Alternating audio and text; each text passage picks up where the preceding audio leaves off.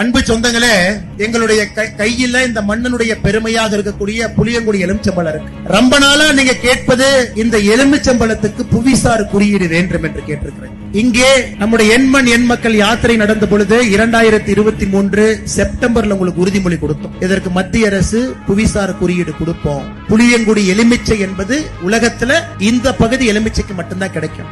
April முதல் வாரத்திலே அறிவிப்பு வர இருக்கிறது ஐயா. ஏப்ரல் முதல் வாரத்துல புளியங்குடி எலுமிச்சைக்கு புவிசார் குறியீடு அறிவிப்பு மத்திய அரசு கொடுக்க இருக்கிறாங்க.